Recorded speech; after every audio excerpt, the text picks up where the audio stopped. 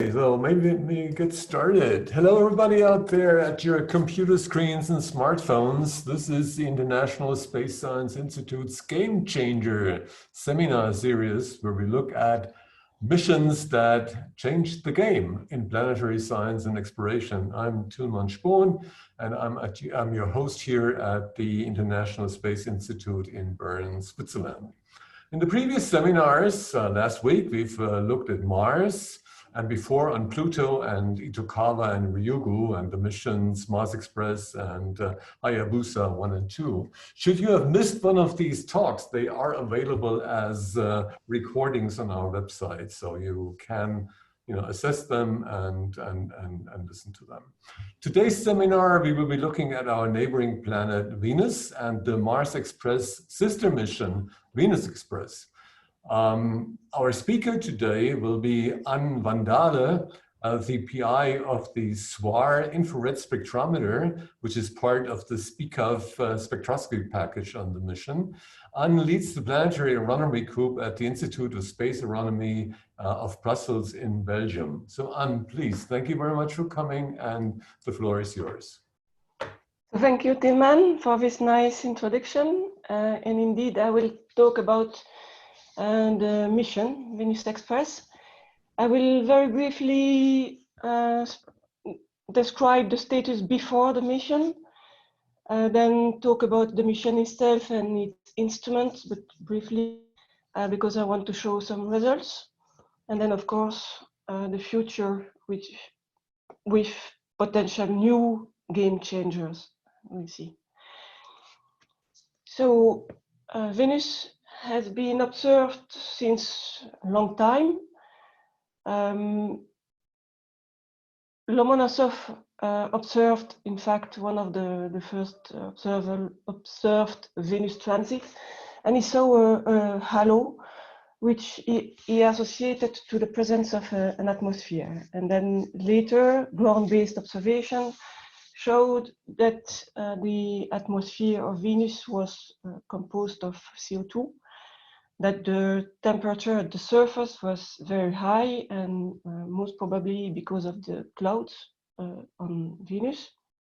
And then space exploration started in the 60s with a series of US and Russia Federation missions, the Mariner and Vera series.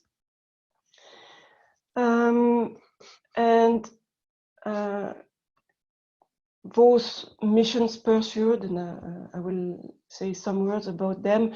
I like to show those because those are the first picture of an alien surface.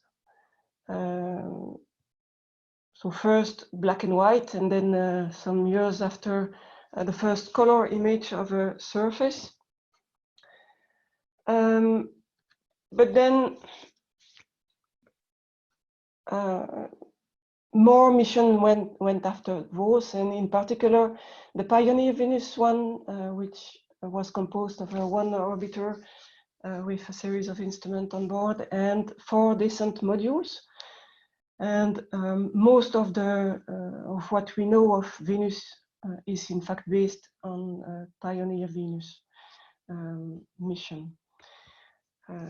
I like also to show those picture of Venus, because if you Google Venus picture, that's the one which will pop up. And those were observed and were taken, in fact, by a mission which was not focused, or which was not,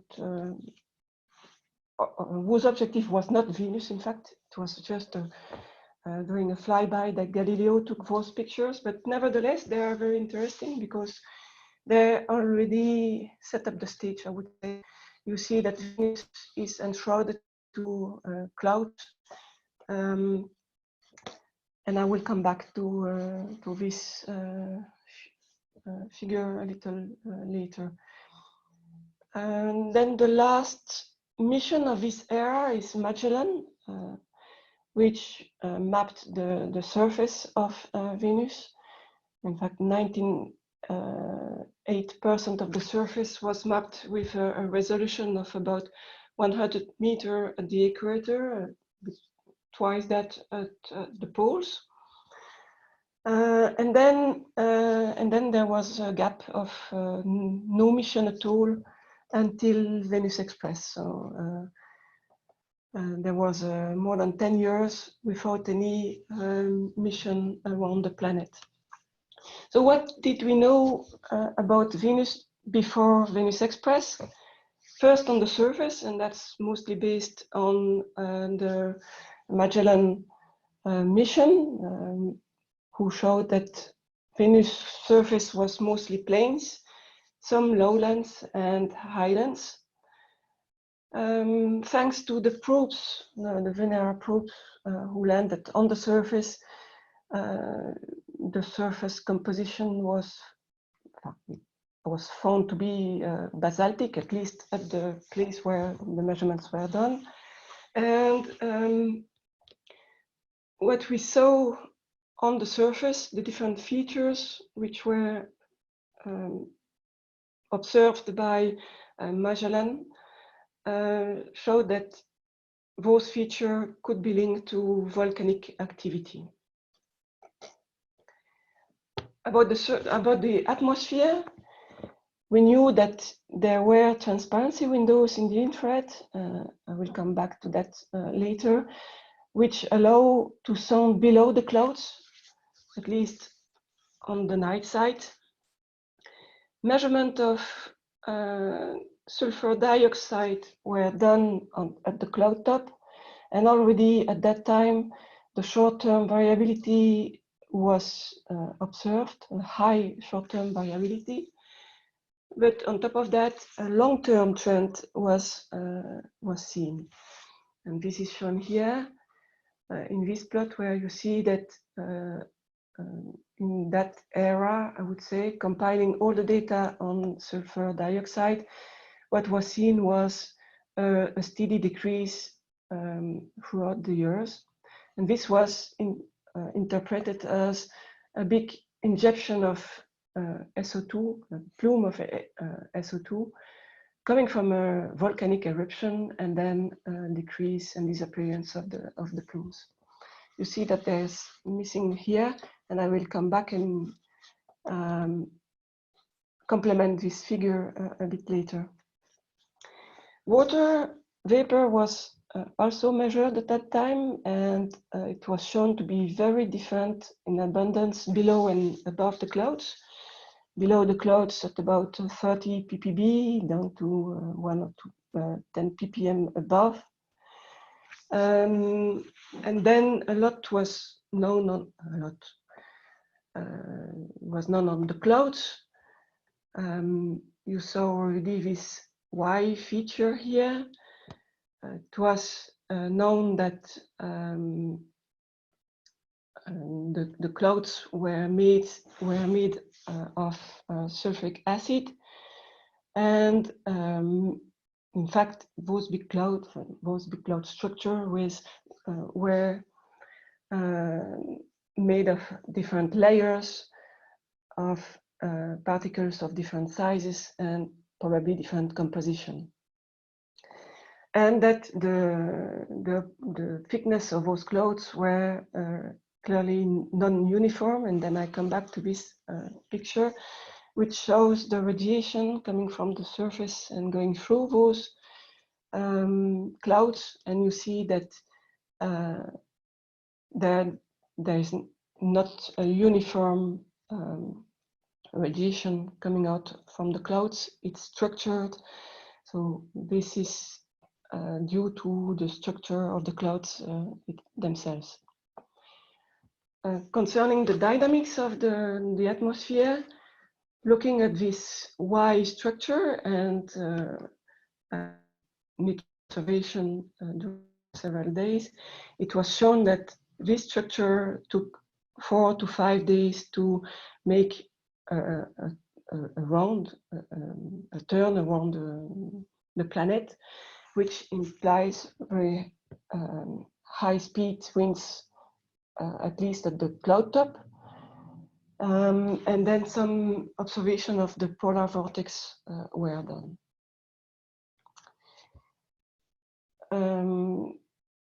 concerning the impact of the solar wind and the presence or not of the presence of a magnetic field. Pioneer Venus had already shown that there was no global nor crustal magnetic field at Venus.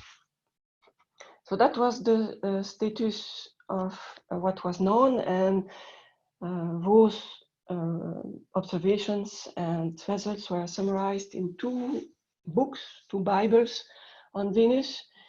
The book 1 and 2 of the Venus book series. And as I said, we had to wait more than 10 years to see the next mission to Venus, which happened to be Venus Express. And as you know, Venus Express is indeed a fast and low-cost mission of ESA. Fast because, as you see from the call of IDs up to launch, it was less than 5 years below the 2. Low cost because the idea was to reuse the Mars Express spacecraft bus, and we will see that later reuse a lot of instruments which were built for either Mars Express or Rosetta.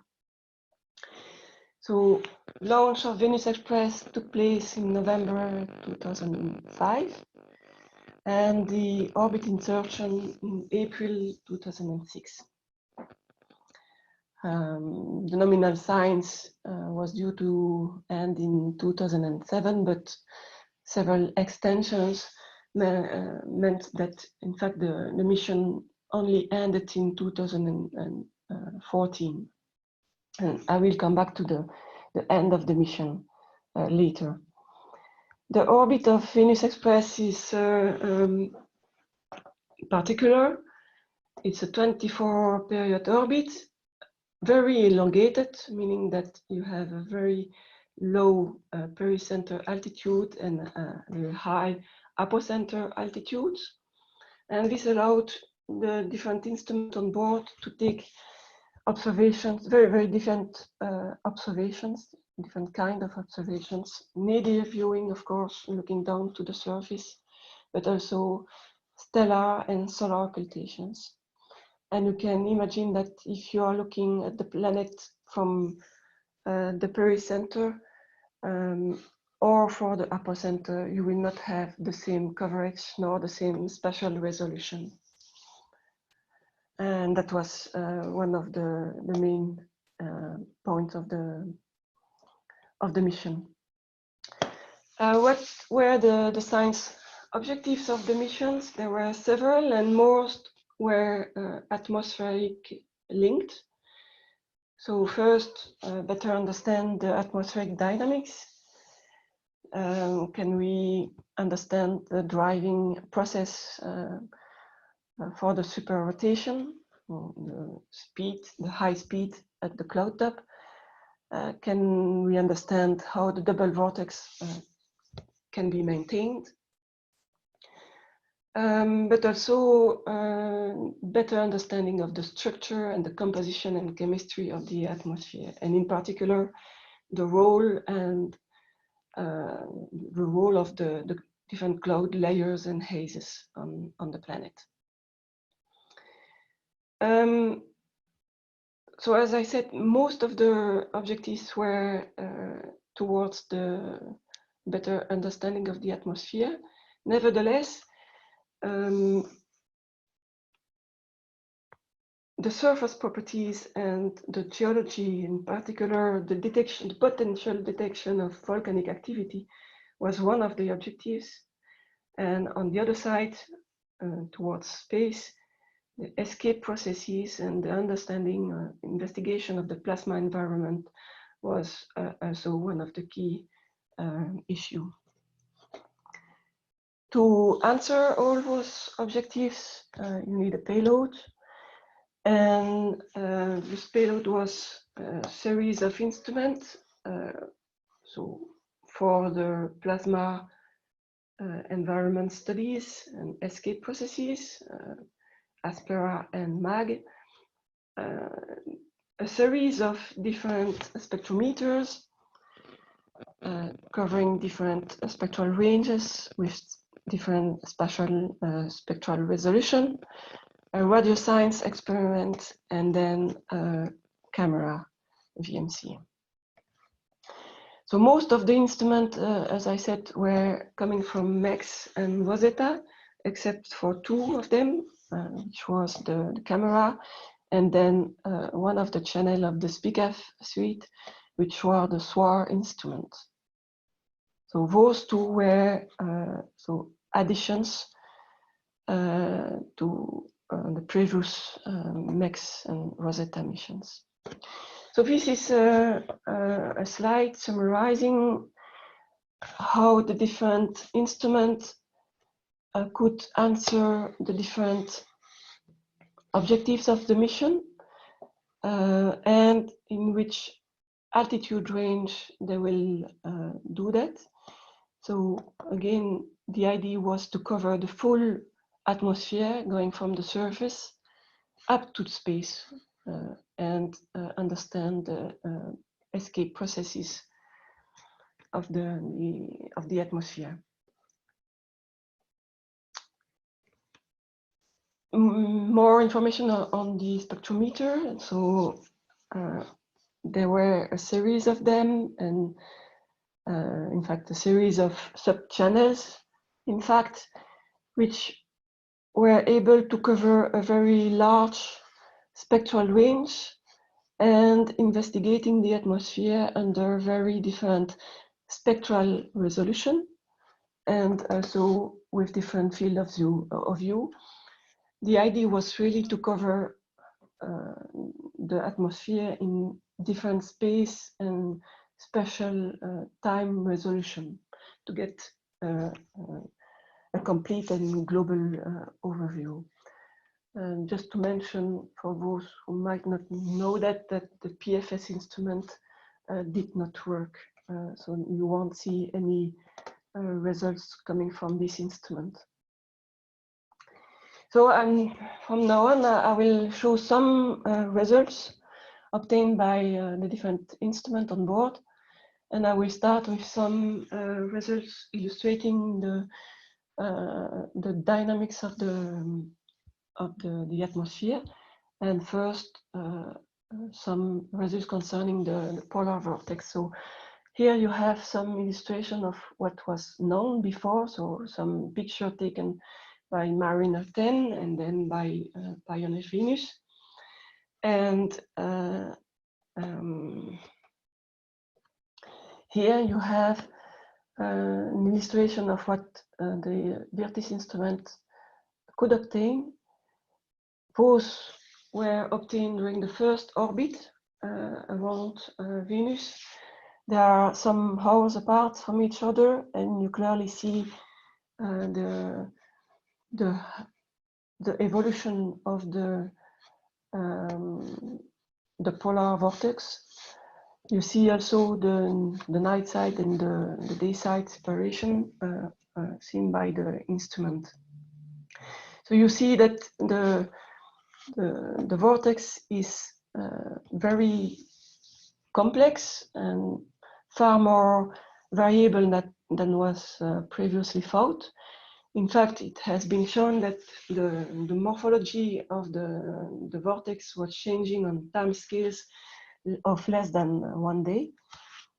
In this little video, you can have an idea also of the movement and the movement of if you look at the little white dot here, that's the center of the structure.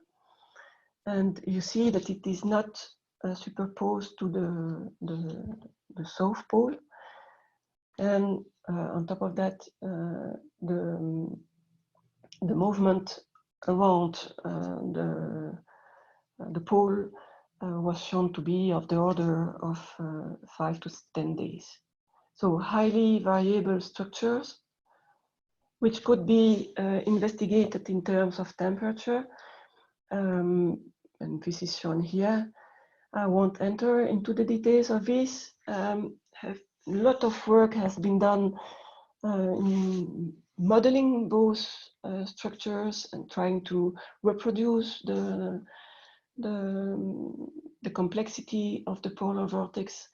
And this has been achieved by different GCM and different models. And just cite here one example, but there are others. Another topic concerning the dynamics is the stability of the atmosphere.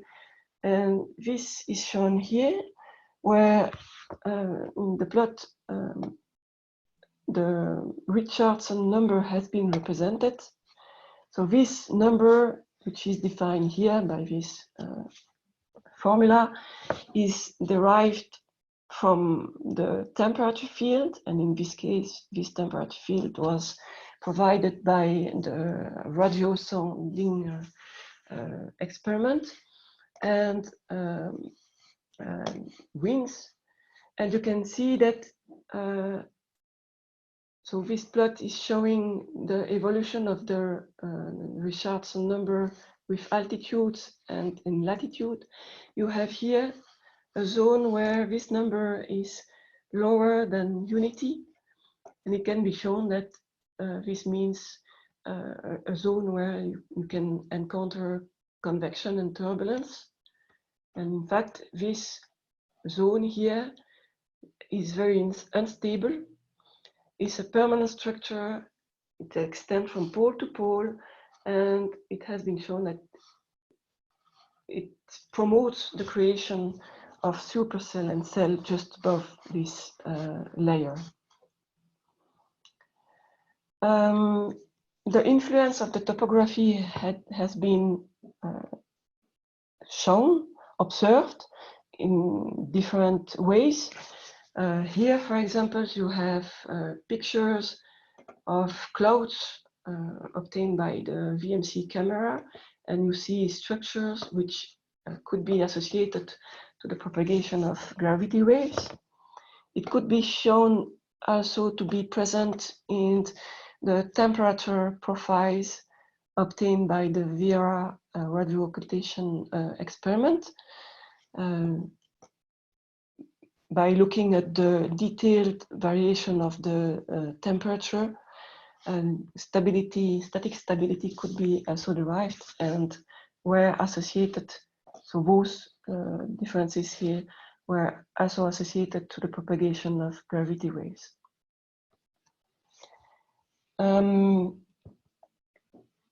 Another interesting study was made by trying to understand the evolution of the zonal winds measured by the VMC. And you see here a reproduction of the amplitude of those zonal winds. Note that it's only for a small portion of the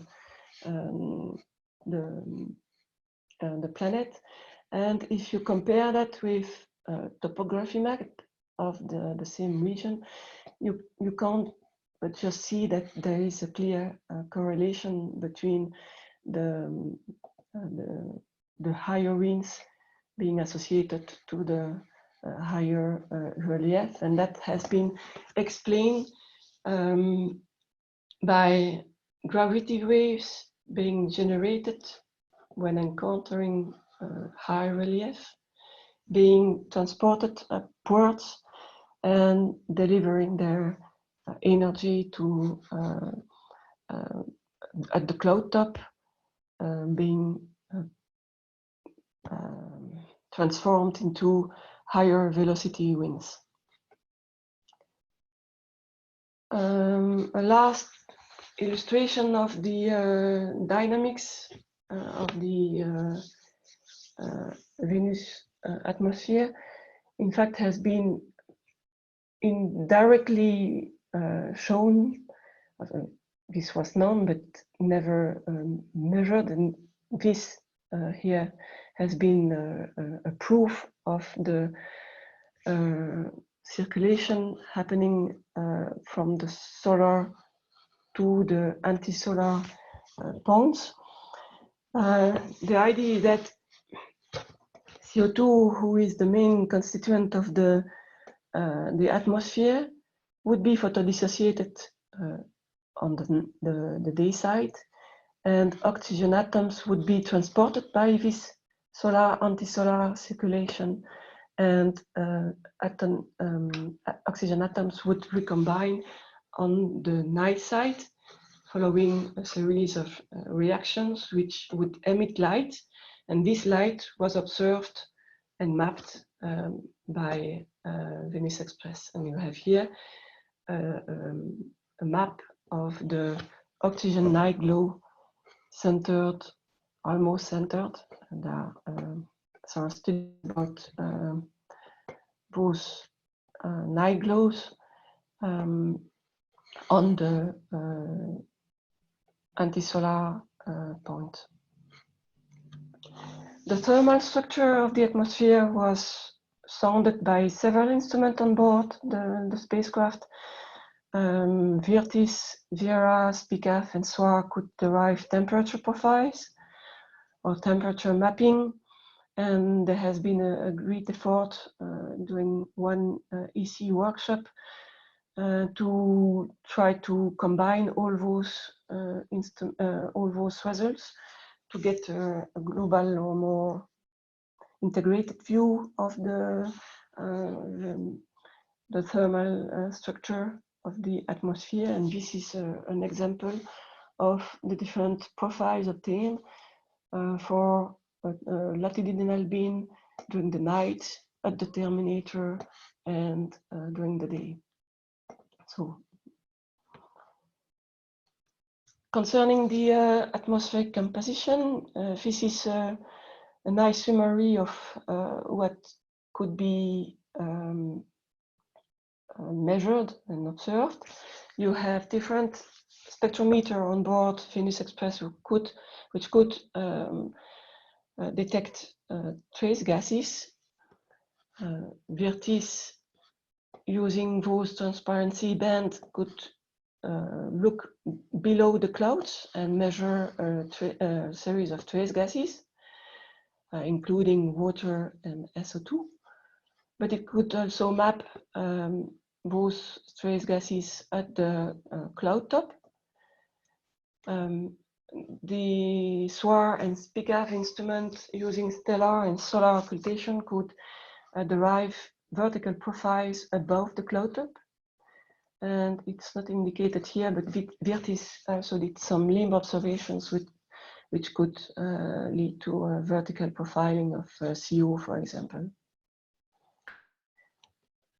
And I will come back to some more examples. And for example, so as I said, trace gases into the lower atmosphere could be mapped, and that was done mostly mainly by VERTIS. And you have here nice evolution of the main trace gases below the clouds, with their latitudinal variation. And here you have a map of the CO at the cloud top.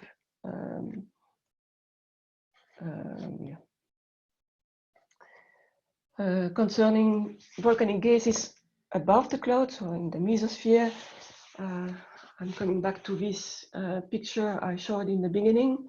And those are the measurements that were observed by SPICAV UV observations, nadir observations, looking at what happened at the cloud top.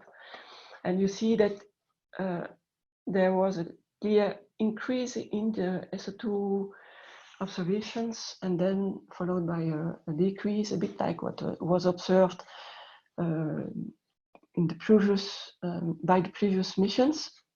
And here, this cross here is measurements done by the Hubble Space Telescope. Have to note that those measurements correspond to what's happening at the cloud top. Of course, it is linked with what is happening below the clouds. But apart from being certain that those corresponds to injection coming from below. There is no clear explanation as to the connection, the potential connection to those injection to a potential volcanic activity. It could just be dynamical variability of the SO2.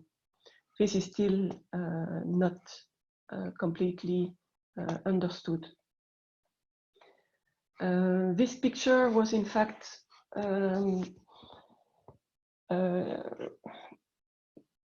investigated into more details, so considering the full data set of the SPICAV instrument.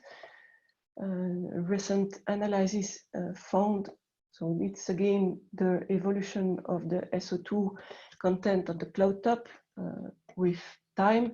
It was shown that it is not a one single injection followed by a steady decrease. It's a series of injection or plumes of SO2, and such plumes were also observed from the ground, and this is an example of high variability of those plumes observed in sequential days. And this is again to say that up to now, the cause of those upwellings or those injection plumes are not yet known. Another example of trace gas observations and how it was done by different instruments on board Venus Express is shown here in the case of carbon monoxide,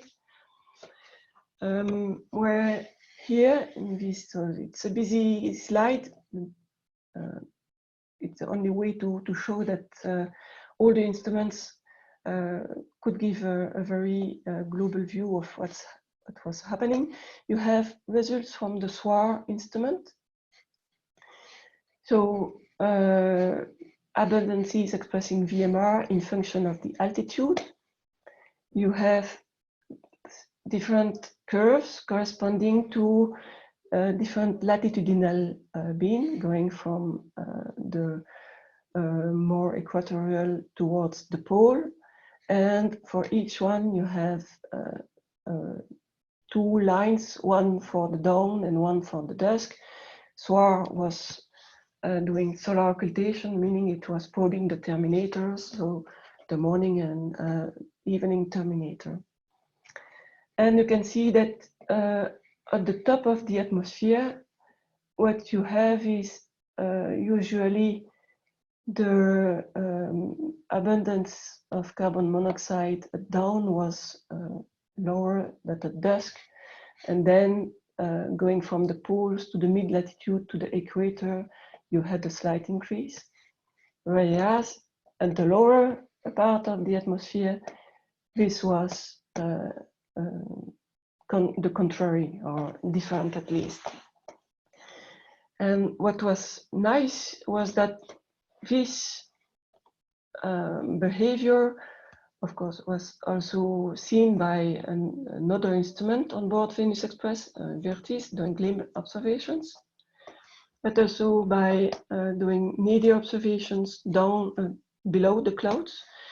This could also be seen. So here you have the VERTIS CO observations going from the pole to the equator, and you clearly see that you have a maximum at mid-latitude, which was also seen here.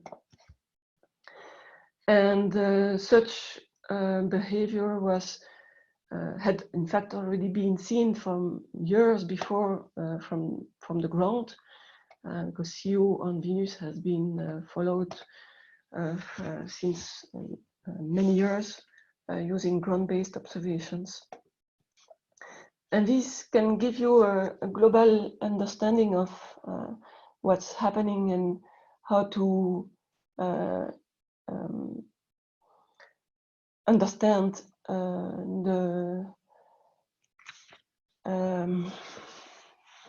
also the dynamics of the atmosphere.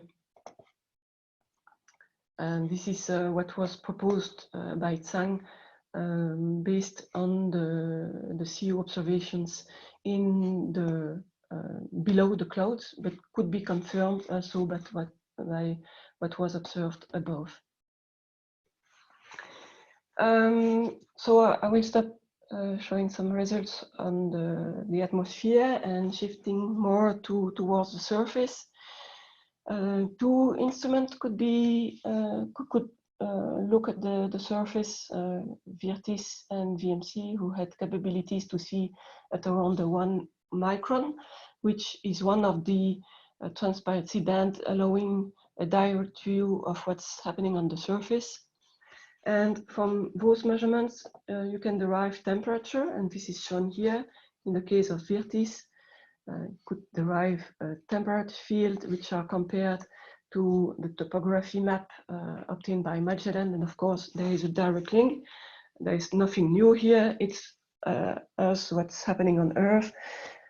Everything being constant, if you're on the top of the mountain, it will be colder than in the plain. And that's exactly what we are seeing. Except that anomalies were observed.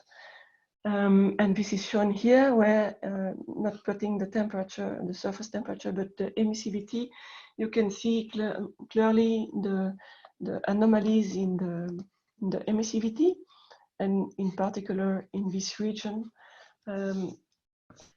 which is shown in more details here.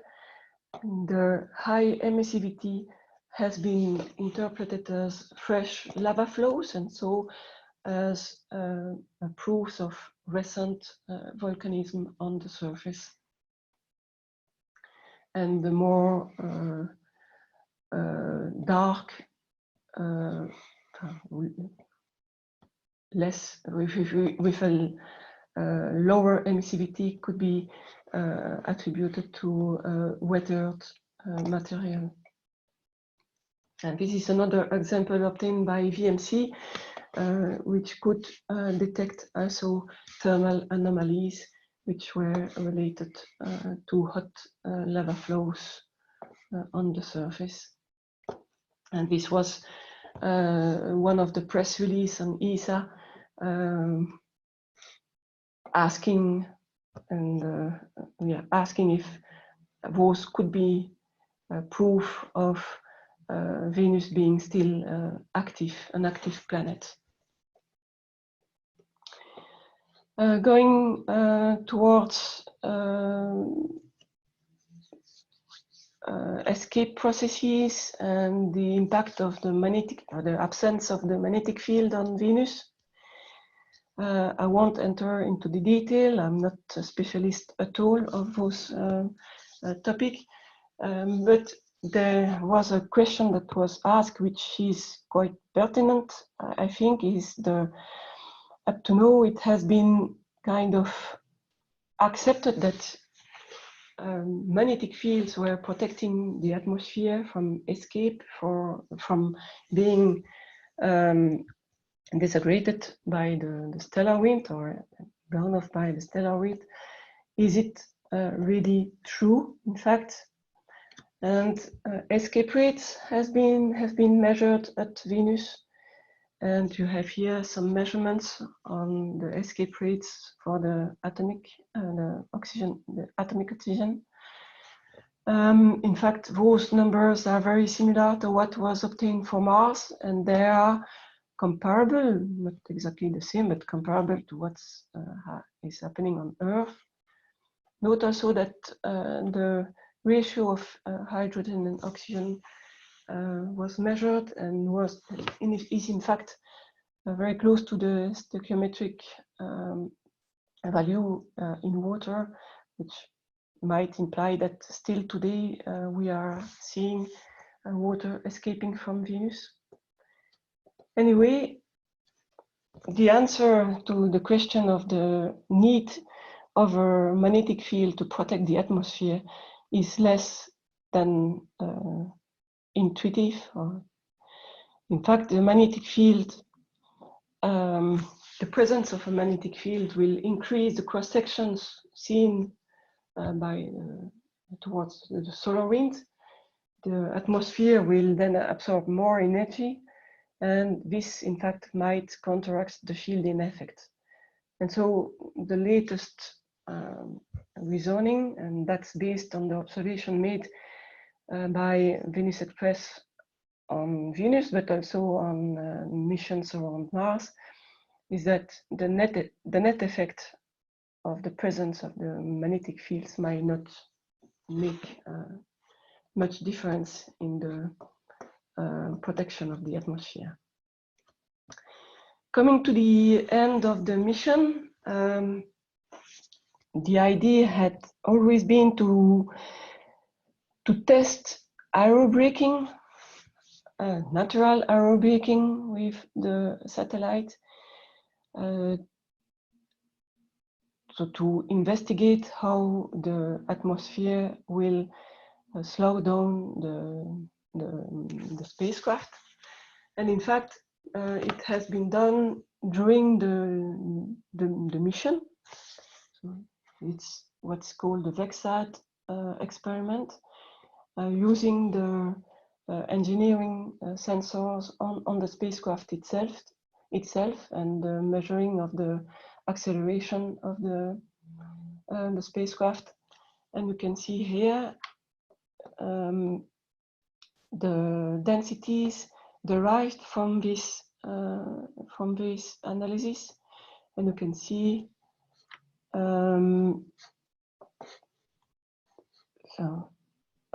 you can see that as the various spectrometer has shown that the atmosphere of Venus was very variable in abundance on short time and short spatial scale. This VEX experiment also shown a large variability in the density measured. And you have here a series of observations which were done really during the aerobraking, on which I will come back later. Just wanted to show this, which is kind of a tricky slide. I remember we did that during a COSPAR meeting, just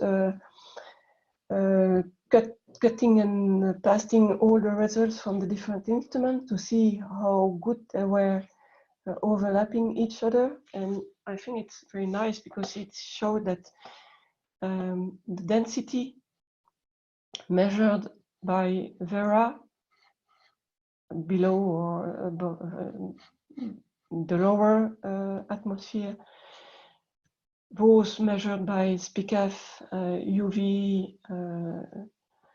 stellar occultation, by SOIR solar occultation, and then by the VEX are all very compatible and are all showing the high variability of the Venus atmosphere. To come back to the aerobraking and the end of the mission. So aerobraking was tested in 2014 by descending the spacecraft to a plateau at about 130 kilometers. The idea was to stay there and then to go back slowly to a safer and higher altitude where science would resume. But what happened is that during the maneuver, the spacecraft, the communication with the spacecraft was lost. And so the antenna could never point again to Earth. We had some exchange, but in fact the last signal observed dated from December 2015. So following the history of the Venusian book, at the end of the Venus Express era, all the results and new findings were collected into the third volume of the series. But I must say that there is one of the legacy of the Venus Express, on top of having shown that the atmosphere was highly variable on spatial, but also temporal, different temporal and spatial scales, is that we have accumulated a wealth of atmospheric and escape data. There are still a lot of them waiting to be fully investigated and analyzed. On top of that, the mission, even if it was not focused on or dedicated to the surface and geology, could hint at a potential active planet. So I think that's most of the legacy of the mission. What's next then? Several missions are in the process of being built, or at least designed, proposed to different space agencies. There are missions proposed to NASA, to the Indian Space Agency. Envision is one of them. It has been proposed to be one of the M5 ESA mission. I won't go into the details, but the idea is to follow on Venus Express and all the results that have been discovered, hinting on the potential activity of the planet. And now it's time to really investigate this, and that's, I think, also the aim of the different missions proposed. And to do that, again, the payload will be dedicated to the surface, will be this time dedicated to the surface, the subsurface, and but also will contain a spectrometer to link what's happening in the atmosphere to what's happening at the surface. And with that, thank you for your attention.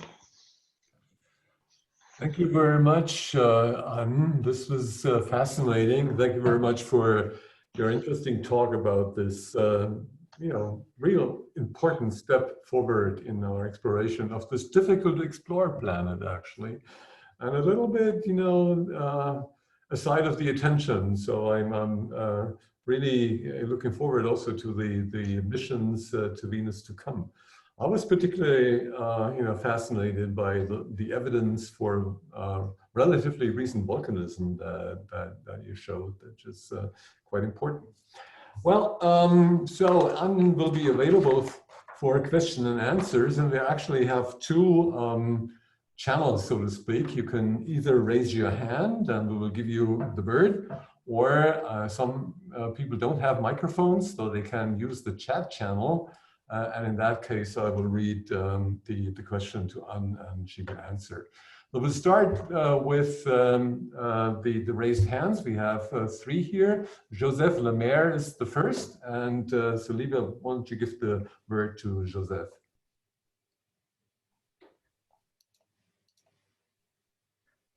Okay, Joseph, can you please unmute your microphone and start talking?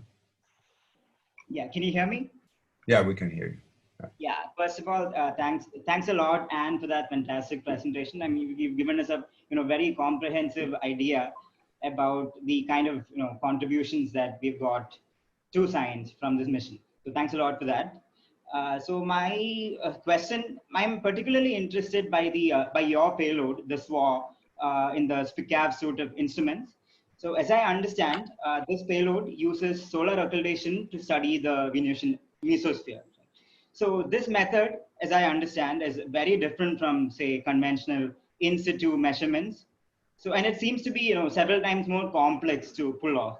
So I want to ask you, what were the challenges in realizing this payload and, pulling off solar occultation spectroscopy?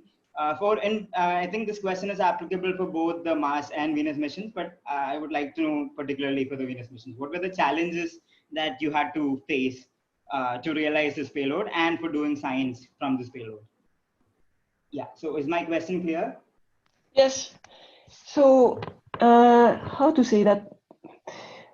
The main challenge for the SOIR instrument was the timing, because as you saw, it was a completely new instrument. It was an ID developed on something that already existed. That's the use of a filter, a specific filter, which has been used already by SPICAV and SPICAV, but we wanted to use it in another configuration. And you saw that there was only 5 years to be prepared. So to develop a completely new instrument in 5 years, that was a challenge. But otherwise, the beauty of looking at the sun directly is that there is plenty of signal. So you don't have to optimize your instrument, looking and hoping to get every photon that you can encounter. You have plenty of them. So that's an easy part of developing the SOIR instrument, is that there was no lack of photons to measure. So the complexity lies now also with the spacecraft, because if you are looking at the sun, you want to point to the sun and stay on the sun. And so the spacecraft need to have a good pointing accuracy. Okay, I think, so Liebe, you missed Joseph, actually. You gave yeah. I will allow him now. Yeah. Okay, could you please unmute your microphone, Joseph?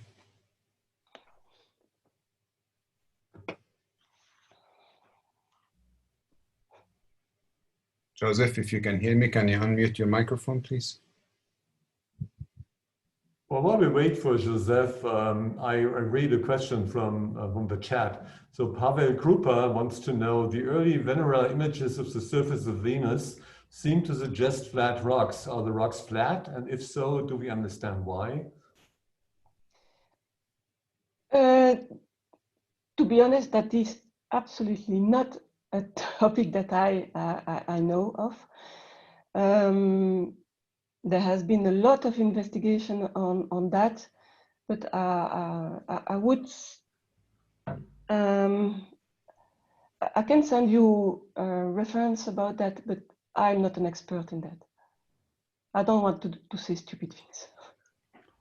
Okay, thank you. Now, Joseph, are you here? Not yet, he's not unmuting his microphone. Okay, then why don't we go to Roger? Roger Bonnet will be next. Okay, Monsieur Bonnet, can you unmute your microphone, please? Unmute. Yes, okay, excellent. We can hear you. We can hear you. Okay, thank you very much for this very interesting description of what was considered for a long time a poor man or poor scientist version of a mission to Venus, because it was made of leftover hardware from Mars Express and from Rosetta. But however, you change the scheme, you change the scheme, you change the perception that we have of Venus Express as an extremely important game changer mission. I am missing a few things in your expose. One was dealt with the unknown ultraviolet explorer, which was, when I was younger, one thing that, for example, the scientists were very keen about it. But you did not mention anything about that, if I am not wrong. Can you explain why? You mean the UV absorber that is associated to the structure seen in the clouds? Yes. So yes, in fact, I didn't speak about that because, to my perception, we haven't added anything more since the discovery. We are still not knowing exactly what it is. There has been a lot of proposition. Might be sulfur. Recently, Mark has been doing a lot of, has been investigating the climatology of it using the SPICAV UV sensor. But on top of that, we are still not more advanced. Okay. Thank you. Okay, I take a question from the chat. Shyama Narendranat asked, how are ages determined on Venus? So again, this is not my subject. What I know is that you do that by counting the craters. That's one solution. You can correlate the number of your craters to the ages of your surface. And then you are using the cratering on the moon as a reference to date the surface of the object that you are studying. But more on that,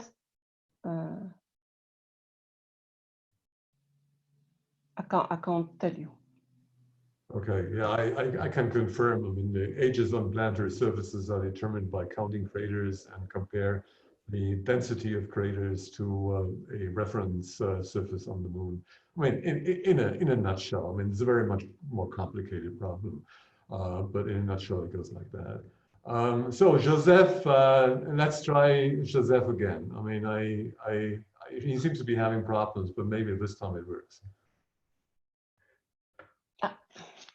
Can you please unmute your microphone? Yeah, okay, now. Yeah. Go ahead. Please.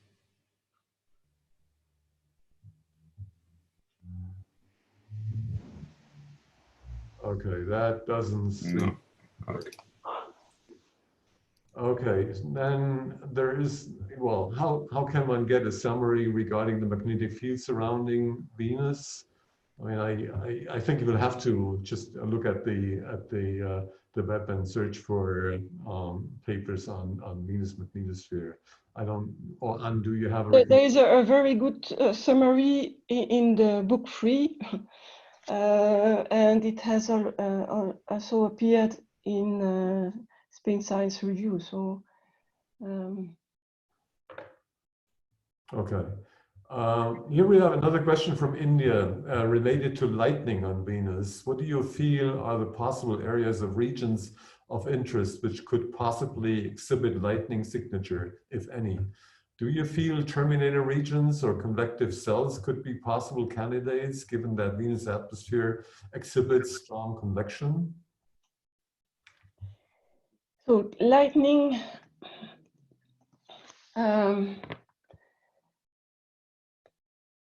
has been observed by the magnetometer, if I remind correctly, but I'm not sure they could do statistical investigation of their determination. I think it was really sporadic detection. So to tell you where you can find it,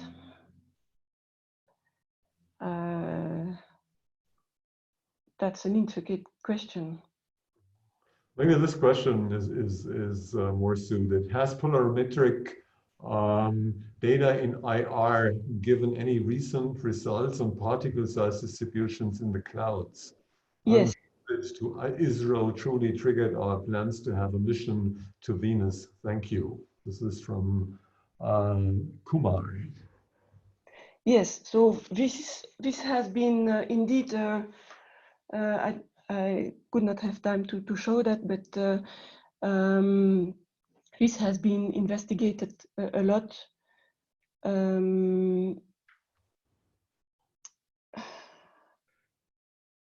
So they could derive, in fact, the size of the cloud's droplets, and even also specify the refraction index of those droplets. So there has been a lot of work on that. I don't remember the name of the first author. I can find that again, but it's It has been studied in great detail, indeed. And it's the basis of the latest development in how to simulate and reproduce the clouds by radiative transfer code. So there have been a lot of things going on, yes. We have another raised hand by Yaya Dev Pradeep. Yeah, go ahead, please. Unmute your microphone. And ask your question, please. Yeah, can you hear me now? Yeah, we can hear you. Really sorry, I think there was some technical problem with my computer. So sorry about that. Yeah, am I audible now? Yeah, yes. Yeah, so thanks a lot for your reply earlier. So essentially what I understood is because you're looking at a strong source like the sun, you have very good signal to noise compared to, for example, if you're doing stellar occultation. Like, so that is actually an advantage of the solar occultation experiment. That's what I understood from your earlier response. Okay. Another question that I had was this mission had some limitations, right, with regard to solar occultation. For example, if you consider the highly elliptical orbit, when it's near the apoapsis, you're going to have very poor vertical resolution, for instance. And I think pointing towards the sun might be difficult. So I'm saying, and also the 24-hour period means the number of occultation events that you get are also limited, right? So in a future mission that, for example, includes a solar occultation experiment, what are the benefits? What are the further advances that you might want? Is the question clear? Yes. So indeed. How can you improve this in a future mission? Yeah. So you almost already answered, because one of the problem of the orbit was that it was elliptic. So of course, having a more circular orbit helps. And for example, that's what we have with ExoMars, and because ExoMars was developed to was dedicated to solar occultation, so it's circular.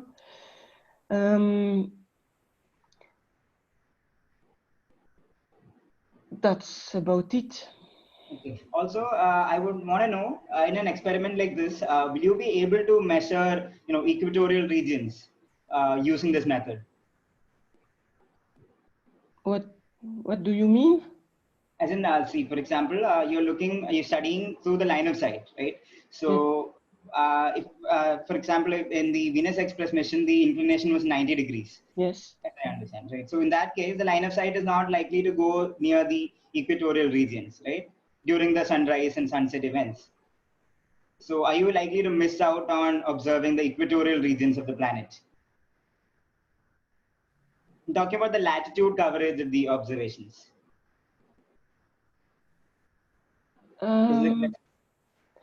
I don't see quite the geometry of it, but don't forget that when we are doing solar occultation, we look at the sun.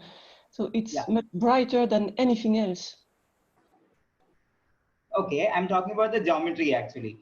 Can we cut this short? Can... Other questions in the chat, and our time is running out. And do you want to answer the question, or have you finished answering, or? I think we can discuss that. I gave my email address, so because if we start talking about that, it will be very technical stuff. I'm not sure everybody is interested in that, but I'm happy to answer through email. Okay, on your last slide, there is a hint to the Venus mini-Zoom meeting, and one of the questions in the chat was, what exactly is that, and how can participate? Yes, so mini-Zoom, in fact, it's a conference on Venus next week, hosted by NASA, and many of the scientific questions that were just approach here will be discussed in more details next week. So we just Google mini-zoom Venus NASA and you will find it. So Venus, mini-zoom, NASA will be into Google, and then Google will point you the way. If you can't find it, you just ask and I send you the link. But okay, so yeah. Okay, Paul Temmer, asked the question to aerobraking. How do you measure the density of the atmosphere? Well, yeah. So again, this is technical. You must just imagine that if you have a spacecraft within the atmosphere, like on planes in our sphere, will slow down the movement. And the impact will depend on the surface seen, the surface of the spacecraft towards the atmosphere. So if you know your surface, if you know the viscosity of the fluid, of the air around your spacecraft, there are ways to derive the density of the air when you measure the speed or the acceleration of your spacecraft.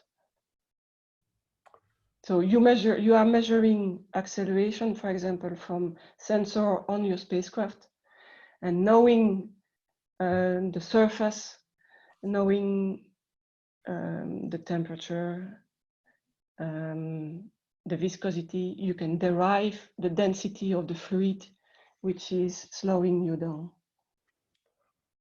Okay, Michael Way just in the chat channel gave the link to the mini zoom. So it's www.gis.nasa.gov/Venus 2020.